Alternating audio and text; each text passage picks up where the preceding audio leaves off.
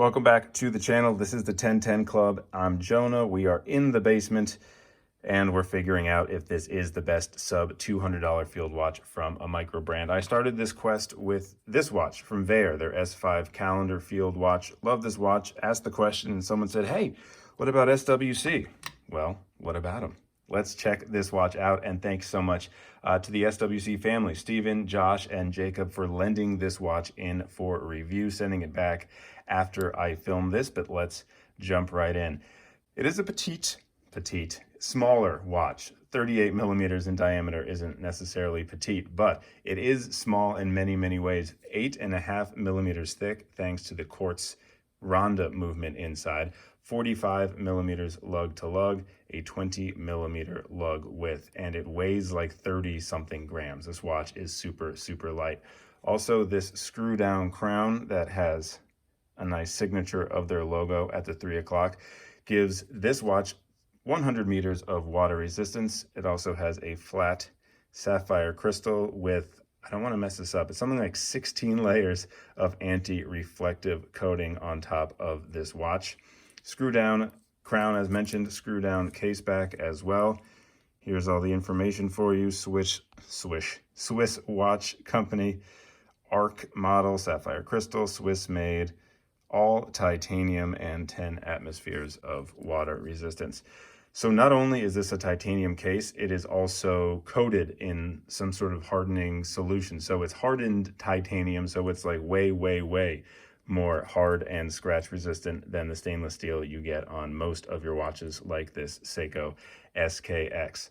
Now, when you order this watch, this is pretty cool. When they lent this into me, it came in this really nice leather kind of carrying satchel case. They had two ports, one for a watch and one for a secondary strap that comes with this watch. Also comes with a, I don't want to, hold on, three-year warranty. Thank you very much. So they are offering quality right off the bat, if we can focus back in, offering quality off the bat before we even check out the watch. Having 3 years of worry-freeness for a watch is pretty great. Plus, all of these high-quality materials mean that you should be getting a really robust watch, one that will be lasting for a very long time. Add to the fact that it's quartz, bash it around, and very low probability you're going to damage anything in this watch. So let's check out the dial first. Very kind of simple design, but really legible, and that's what we're looking for in a field watch.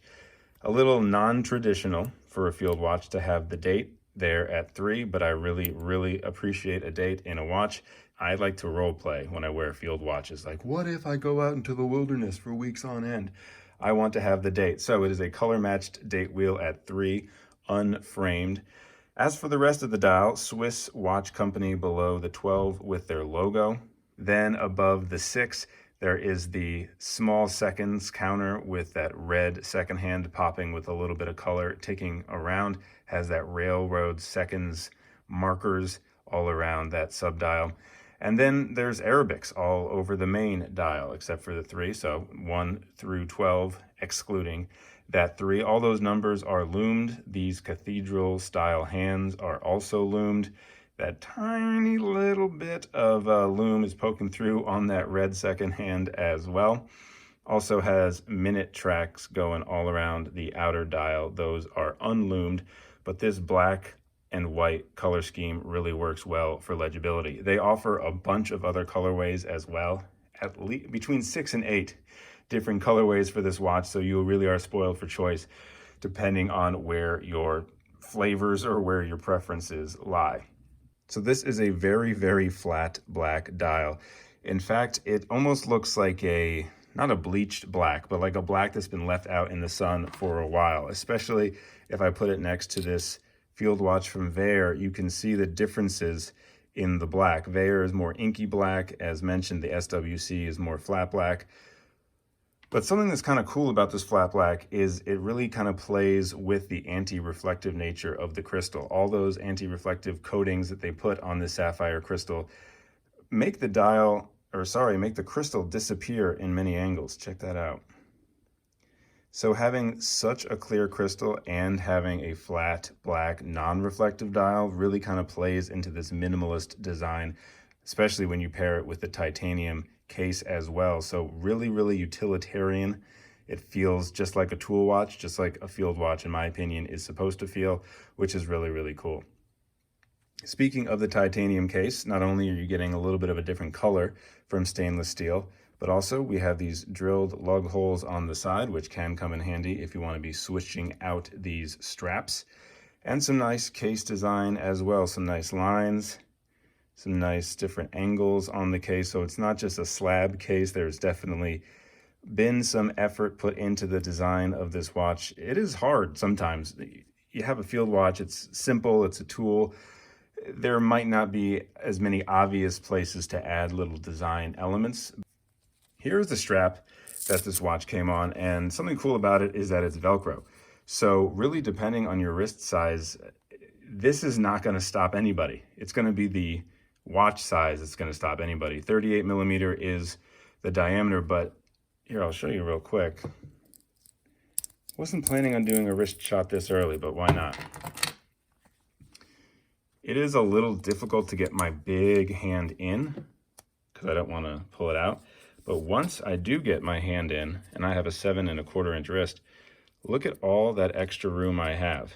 Even if it's just that dark part, that's still over an inch. So wrists over 8 inches could use this watch. And then also all of this real estate. So, I mean, from 5.5 inches to 8.5 inches, really any wrist can wear this watch with this supplied strap. So here it is on my 7 1/4 inch wrist. A little bit of distance. Here it is closer up. I think it fits really well. A little smudge on there again. But for a smaller watch, I think it really fits well on my wrist. And again, bigger guy, I'm 6'4", my hand is rather large, but this watch seems to fit in just fine. There it is above the bone. There it is below the bone. And again, I don't want to say this watch wears big because it doesn't wear big, but it doesn't wear small, which is really cool. So I think that a bunch of people can wear this watch. So as mentioned, it does come on this Velcro strap, this red and black one. Also comes with this silver blue strap. And the way that they're attached is this totally comes out, and then this part is permanent. So you can use the drilled lug holes, or you can just use the little space to get that spring bar out. And as you can notice, these are angled or bent or curved spring bars. If you lose one, hey, don't worry. They give you an extra one as well. And here it is on the silver gray kind of shark strap. I like this too. I think I do though prefer the red just because it picks up the accent of that second hand. But just to show you, this does work well with lots of different strap options, and even, I would be as bold to say, stealing some other people's straps. It would look great just on a black rubber strap as well. So here's the Loom Shot. And as you can see, glowing real bright. Unfortunately, the hands are not glowing as much as the Arabic numerals are glowing. I would much prefer it to be the other way around, because if the hands give up first, then how am I going to tell what time it is? And let's see this in comparison to the Seiko SKX. Doing pretty good. Honestly, there is a ton of Swiss Luminova on the SWC ARK on the left. A bunch of coats. I'll pull it up now because I'm forgetting the exact number. At like 4 or 5 in the morning when it was still pitch dark, and I could still tell what time it was. So even though these hands are kind of running out, especially the hour hand right now, I will say that even hours and hours from now, you still will be able to tell what time it is in low light conditions, and that's exactly what you need from a field watch. Okay, so to summarize, I love number one, the legibility. The design of this watch, super simple, super easy to tell the time. That's what you want from a field watch, especially this colorway, the black dial with the white markers. I can glance down and easily tell what time it is. Secondly, I love the weight. It is already going to be light because it's quartz, because there's no bracelet, but add to the fact that this case is titanium. It's like 38 grams. This watch is so light, you automatically forget that it's on your wrist. And I actually slept with this watch on purpose just to see how comfortable, uncomfortable it would be. I forgot it was on me. I also love the durability. The combination of hardened titanium, a sapphire crystal, also a layer of sapphire over the reflective coating to make sure the reflective coating doesn't rub off, and the screw down crown. All of that contributes to basically an indestructible watch. The quartz movement, this is the watch you want if you're just going to be banging it around all the time. Also, the screw down crown, really nice. It's not knurling because it's just so deep. It just looks like a gear almost. But check out that crown. It's almost oversized for the size of the watch, although it's not oversized in general. And my big fingers can easily unscrew this. Like, this is one of the most easy unscrewing experiences I've ever had. Obviously, it hacks when you pull it all the way out, and then screwing it back in as well is really a joy. Like, one of the easiest and best screwing experiences I've ever had. Now, are there a couple of downsides? Yes, there are, although they really are not that big of a deal and can come down to personal taste. And I'm actually very glad that I switched to this strap, because one of my improvements that I was going to mention actually doesn't exist when it's on this strap. And that first point is that the strap didn't fit the lugs, but only in this red strap version. So if I bring it back and watch a replay of some of the watch handling, maybe you didn't notice it the first time, but the red strap, I feel like it's about 18 millimeters wide when the lug width is 20. So there is this really unsightly gap between the strap and the lugs. But when you have it on this strap, there is no gap at all. So it does seem to be not an issue of production across the board, but maybe just that red strap in particular, and maybe even just the one I got. Secondly, and again, this is very personal taste, but I'm not the craziest about their logo. So when I look at this watch, I am not specifically or particularly drawn to the aesthetics of the kind of upper half. Other than that, this watch is good to go. $199 for a watch that is seemingly indestructible. If this is your jam, if you can wear 38 millimeters, if you're looking for that grab and go watch that is never gonna have the wrong time and that can stand like basically any test you can put it through, from swimming to hiking to construction to, I mean, anything. It has the most durable components of a watch possible. It is a really, really great choice. Is it the best field watch offering from a micro brand under $200?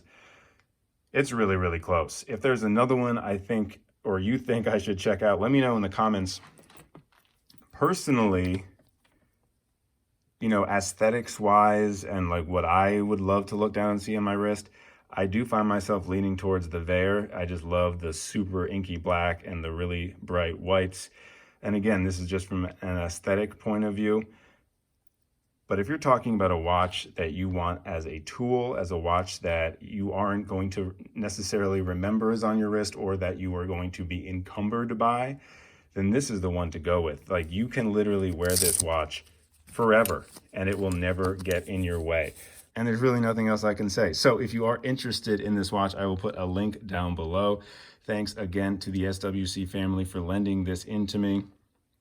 Really, really appreciate it, and really great to see that there is such a tough and reliable watch from a small micro brand under 200 bucks that is really, really, really checking so many